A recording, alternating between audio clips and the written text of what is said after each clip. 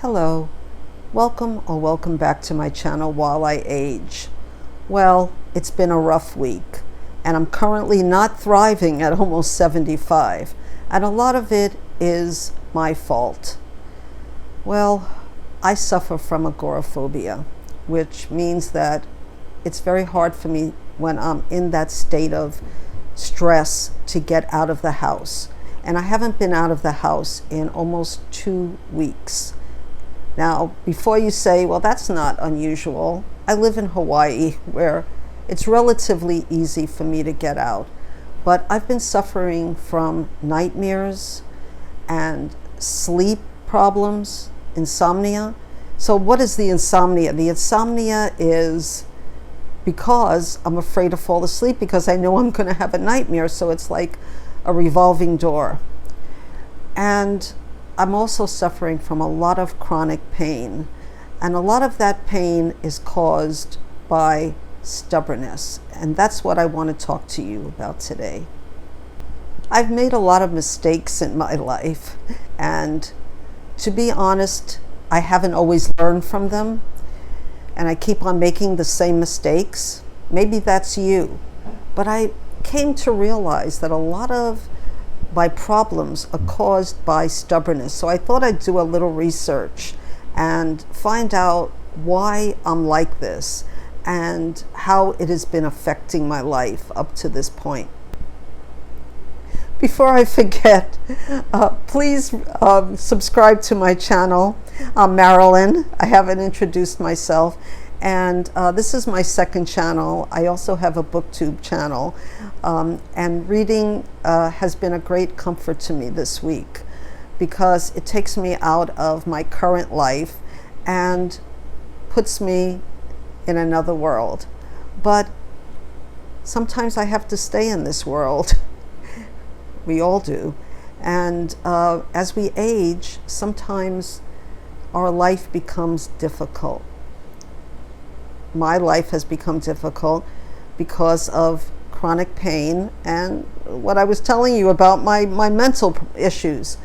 But let's get down to what happened this week, particularly, that put me into this space, this chronic pain space. Well, I used to be a salsa dancer on stage. So I had a modicum of gracefulness and energy, both of which I don't have at the moment, and to be honest, for a long time. But I still have this image of myself that I'm this dancer and I can do what I used to be able to do. So in the last 2 weeks, I thought to myself, well, you're not going out, you're not doing your, well, I can't do 10,000 steps, but whatever amount of a mile or 2 miles that I usually do to keep myself mobile. Because like I told you before, I use a cane to get around, and my mobility is not what it was. But I used to do yoga. I used to do yoga, or a kind of yoga, not the real strenuous kind, but I did yoga for most of my life. So last week I did yoga. I did the hot yoga. Well, so I didn't have to make it hot. It's always pretty hot here. So I go upstairs in my room and I do the 26, but I can't do all of the postures. But last week, I really put myself into it strongly. In addition to that, I was doing these, it sounds terrible. I also have osteoporosis, not a very severe case, but I was doing these heel raises where you raise up your toes and then you slam them down. Don't do that if you have mobility issues. So I did the yoga last week and I was in pain for 2 days afterwards. I mean, debilitating pain. And so this week I thought, well, I'll do the yoga, but I won't do it as severe. I won't hold the poses as long as I usually do. Well, the same thing happened. I tried to go to bed and I have this feeling that I did some real damage to my leg because of my stubbornness. And I also found that when I do walking, when I do the walking, I don't have this chronic pain in my legs. And I should say that I have osteoarthritis, hip arthritis, and I have fibromyalgia. Oh my goodness. When we get old, we talk about all the things that happen to us, the things that happen to us as we age. But anyway, you have to realize that you're not the same person when you get older. You're just not, no matter what media tells you. Now, media, that's what I wanted to also discuss. Media tells you that if you just eat the right food, if you do the right exercise, if you wear this kind of makeup, you can age backwards. There's actually a title of a book that says Aging Backwards. Well, let me tell you that no matter what you see on social media of people 60, 70, and 80 doing jumping jacks and HIT programs and doing tennis, it's not going to be for everyone. A lot of these people also have a lot of money, but we're not going to go into that. But people who have been runners in the 80s have knee replacements. I mean, there was this Jane Fonda workout, and Jane Fonda had a hip or a knee replacement. There was the step aerobics that turned out to be not so good for you. But I digress. So I did a little bit of research about what is stubbornness in old age, and how can we prevent that stubbornness from ruining our successful aging life. And one is just your personality trait. Have you always been a stubborn person? I've always been headstrong in a very quiet way, because I had a very strict mother. Well, my mother was also mentally ill, as I talked about in my last video. She had what they used to call manic depression. So I couldn't openly do things that I wanted to do. So I became sneaky and started doing things behind her back. And it made me stubborn, because I didn't want to be always told what to do. And it's not that she told me what to do in a positive way. It was the negative ways that she told me what to do. I always had acne, and I still have a lot of scarring on my face, but she, at that time in the 60s, they thought that if you wash your face with boiling hot water, that would take away the germs of acne, and now we know, of course, that's not the case. So she would wash my face until I got to be a teenager with boiling hot water. It was actually torture. And to get away from that, well, I couldn't get away from that for most of my life, but I ended up getting married at a young age and doing my own research and finding out that boiling hot water didn't do anything for pimples. And she would call me names when I would resist. But again, I digress.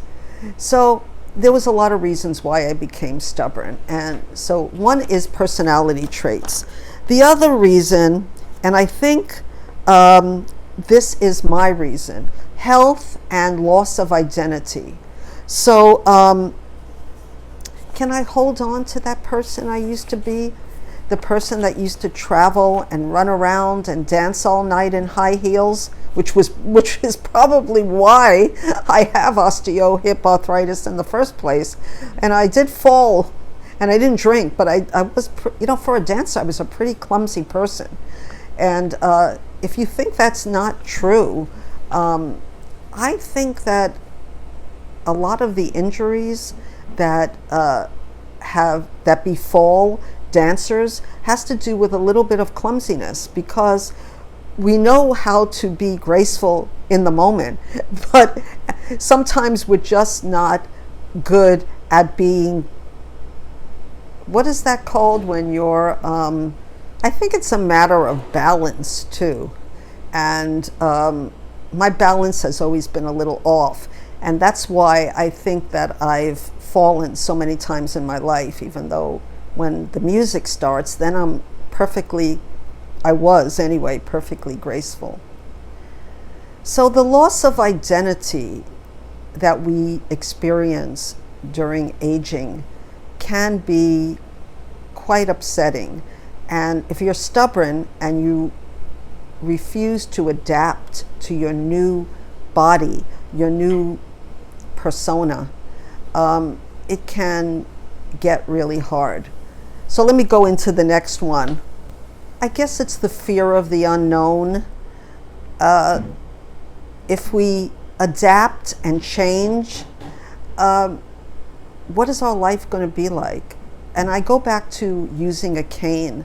My whole life changed when I started using a cane, and that's when I lost kind of my sense of identity of the person that ran up the stairs and ran down the stairs. And then I'm thinking, what if? Fear of unknown. The unknown is hard to think about. Could it be a walker, a wheelchair, mobility chair, or whatever they call it? I fight that. And that's why I get into trouble, because I'm stubborn and I'm so afraid of adapting to this new persona of being mobility challenged in a way that I won't be able to walk anymore, that I force myself into these yoga pretzel positions that only harm me. And I don't want to do that anymore. I don't want to be stubborn. Also, when you're stubborn, you resist the beneficial changes that we can make. And I think in that case, I've been pretty good. When I found out I had yet another disease, peripheral artery disease, that is sort of it's a heart ailment that your legs get filled with plaque. And I did catch it at a early stage, thankfully. And I didn't resist the change of changing my diet and cutting out all ultra-processed food, or most ultra-processed food.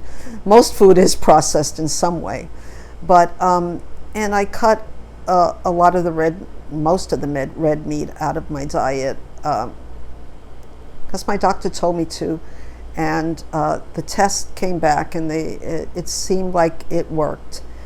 I always had resisted medication for my anxiety, medication for my blood pressure that the doctor thought might have been the early sign of the peripheral artery disease or PAD. I resisted everything. And then when that happened, when I did get the diagnosis, I said, okay. I also had resisted anxiety medication because of my mother's experience with her medication, and that was in the 50s and 60s. So, but I still don't want to take a lot of medication, and I still do believe in a lot of healthy ways of fighting aging. And I don't mean fighting the aging process, because that's not going to happen. But there's bad things that happen to you when you age. To some people. Some people are lucky. Some people aren't. And I feel I'm lucky because I've made it to this age. And before I go, I just want to say, please subscribe to my channel and like and comment and share and all the good things.